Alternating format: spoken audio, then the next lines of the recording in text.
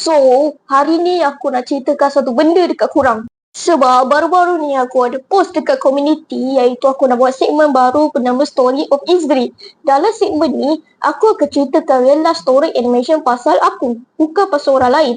Okey, cukup dengan segmen baru. Aku akan ceritakan pengalaman aku iaitu pengalaman aku pergi berniaga dekat event bersama kakak ipar aku. Sebelum tu aku nak perkenalkan watak-watak dalam cerita ini iaitu kakak ipar aku, abang nombor 2 aku dan kakak dan mak aku yang merupakan watak sampingan dalam cerita ini. Okey, cerita dia lebih kurang macam ni. Dalam pukul 10 pagi aku dah gerak dah.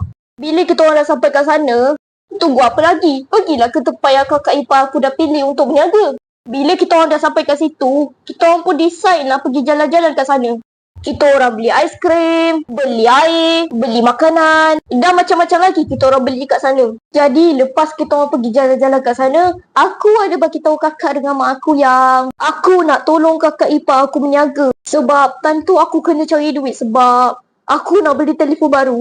So lepas akak dengan mak aku dah balik, kakak ipar aku ada bagi tahu aku apa tugas yang aku kena buat. Kakak ipar aku cakap, tugas aku kat sini adalah menjadi tukang promoter. Untuk korang yang tak faham apa maksud promoter ni, sini aku terangkan. Tugas sebagai promoter ni, dia lebih kurang macam orang bagi flyer dekat mall yang korang selalu jumpa tu. So, disebabkan aku orang yang mendengar kata, aku boleh katakan, aku boleh meningkatkan sale aku pada hari tu.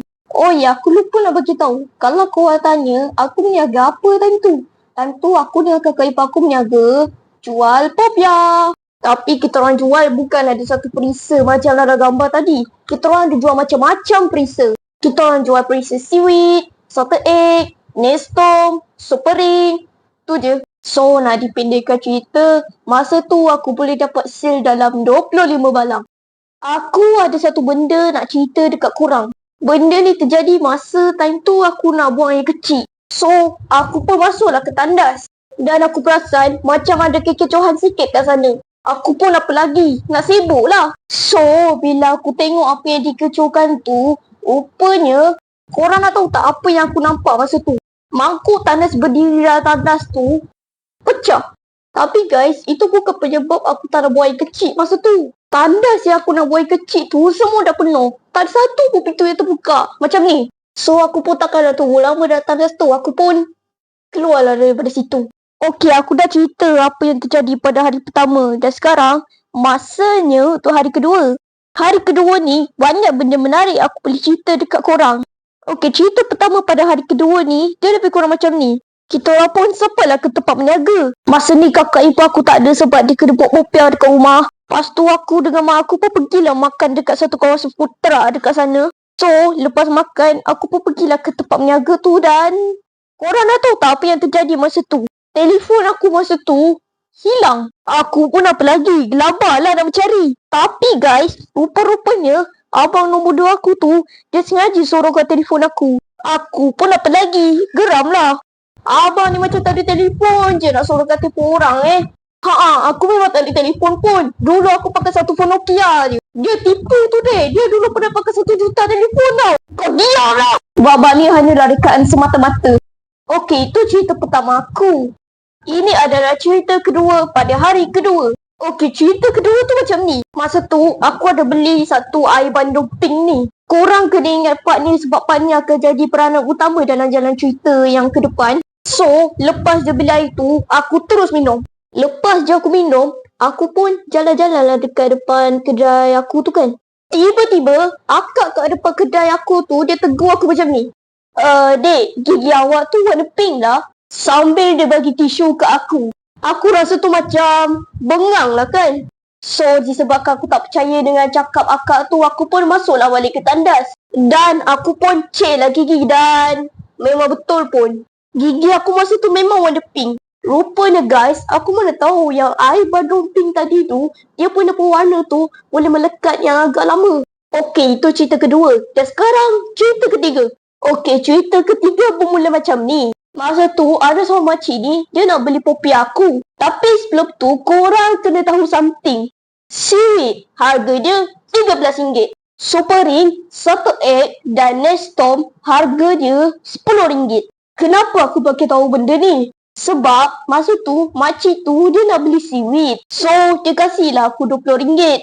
Lepas yang aku dah pegang duit tu, boleh pula guys aku terlupa harga masa tu. Sebab masa tu aku ingatkan dia nak beli harga RM10 macam aku cakap tadi. Aku kasih dia RM10. Lepas tu kakak ipar aku cakap, dek, bukan dia nak beli seaweed harga RM13 ke? Aku masa tu macam, alamak, sorry makcik. Lepas tu aku nak ambil duit akak tu balik. Dan masa tu jugalah duit tu tiba-tiba ditiup angin, lepas tu terjatuh. Aku masa tu memang malu gila. Tapi nasib baiklah makcik tu beli aku punya popiah.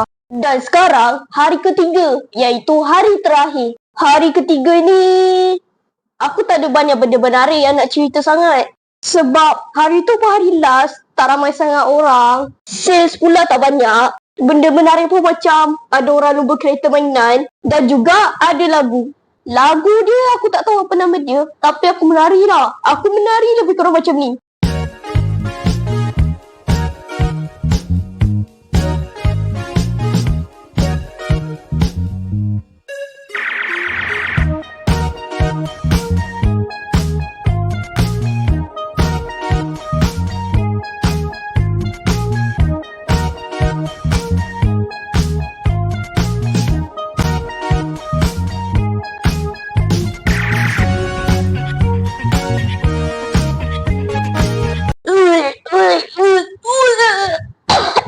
Babak ini cumalah rekaan semata-mata. So nak dipendekkan cerita, aku dapat gaji, lepas tu aku balik rumah. Dan itu saja. Itulah kisah di mana aku pergi meniaga dekat event bersama kakak ipar aku. Terima kasih kerana menonton video pertama dari segmen Story of Izri.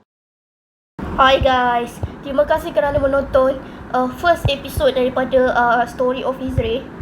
So ini baru episod pertama, ada lagi episod kedua. Dan kau jangan ingat aku buat ada sambungan tau cerita ni. Dia aku nak ikut konsep macam cerita Mecha Matu lah. Kalau kau pernah tengok cerita Mecha Matu, kan setiap episod dia lah yang robot dia lawankan. Itulah aku nak buat. So setiap episod dalam segmen ni aku akan buat cerita pasal aku yang berlainan. Macam cerita aku kena accident ke, cerita aku kat sekolah ke, macam-macam. So itu sahajalah aku nak cakap. Dan jangan lupa subscribe, like, komen dan share. Dan kalau korang suka lagi aku buat video macam ni, korang boleh komen kat bawah dan cakap nak. Okay, itu saja. See you next video.